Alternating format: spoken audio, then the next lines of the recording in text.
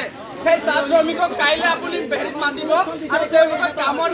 ওপৰত তেওঁলোকক বুজা দিব যদি তেনেধৰণৰ কোনোবাই শ্ৰমিকে আমাক কমপ্লেইন দিছে মই কৈছোঁ বহুত বেয়া পৰিস্থিতি ইয়াত সংঘটিত হ'ব আৰু তাৰ সম্পূৰ্ণ আপুনি দায়ী হ'ব লাগিব আমাৰ চাহ শ্ৰমিকক কিয় এনেকৈ নিৰ্যাতন চলাই থাকিব লাগে ব্ৰিটিছ শাসন নেকি ব্ৰিটিছে ইয়াত চৰকাৰ চলাই আছে ভাৰতীয় সংবিধান মতে সকলো সমান সকলো নাগৰিক কৰি দিও মই কৈছোঁ এই ধৰণৰ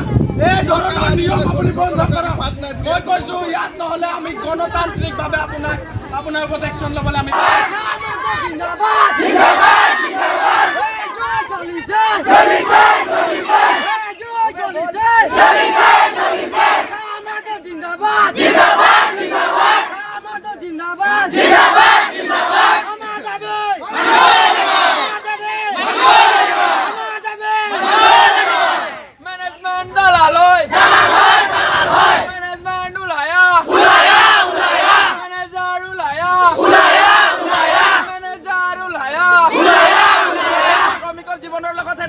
মেনেজাৰৰ কাম নাই শ্ৰমিকৰ জীৱনৰ লগত এটা লিখা মেনেজাৰৰ কাম নাই মেনেজাৰ গো বেক মেনেজাৰ দলাল হয় মেনেজাৰ দলাল হয়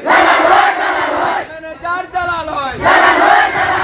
আচ্ছা জিন্দাবাদ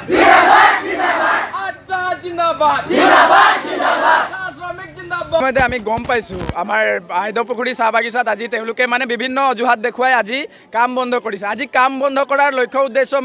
কৰ্তৃপক্ষৰ এটাই যে অহা কাইলৈ আৰু পৰহিলৈ যিটো মানে শ্ৰমিকে হাজিৰাসহ ছুটি পাব লাগে সেই হাজিৰাসহ ছুটি তেওঁলোকে নিদিয়ে মানে ছুটিটো পাব হাজিৰা নাপায় এইটো তেওঁলোকৰ যিটো হেৰি চলিছে চাল চলিছে এই চাল কেতিয়াও ছাকচেছ নহ'ব এইটো আমি অসম চাহ জনজাতি ছাত্ৰ সন্থাই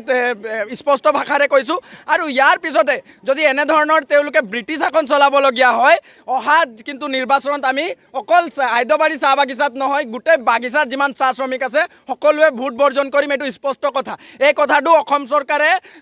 শুনা উচিত এই কথাটো অসম চৰকাৰে মানি লোৱা উচিত চাহ শ্ৰমিক ৰাইজ কিন্তু আগতে যেনেধৰণে আপোনালোকে ঠগি চাহ শ্ৰমিকৰ ভোট বেংক হিচাপে ব্যৱহাৰ কৰিছিলে আজি তাৰিখত কিন্তু চাহ শ্ৰমিকক আপোনালোকে ভোট বেংক হিচাপে ব্যৱহাৰ কৰিব নোৱাৰিব এই কথাই স্পষ্ট আজি চাহ শ্ৰমিকৰ সন্তানসকল আমি শিক্ষিত হৈছোঁ আমি গম পাইছোঁ আমাৰ অধিকাৰ কি আমাৰ প্ৰাপ্য কি আমাৰ যদি অধিকাৰ আমাৰ প্ৰাপ্য যদি আমি নাপাম আমি ইয়াতকৈ জংগী আন্দোলন কাৰ্যসূচী ল'বলৈ বাধ্য হ'ম আৰু তাত যদি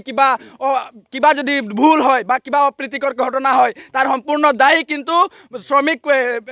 শ্ৰমিকৰ যি নেতৃত্ব লৈ আছে মেনেজমেণ্ট সেই মেনেজমেণ্ট হ'ব আৰু চৰকাৰ হ'ব এইটো স্পষ্ট কথা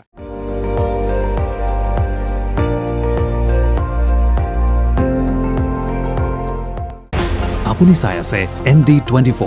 সৰ্বশ্ৰেষ্ঠ নহয় সৰ্বোত্তমৰ দৌৰ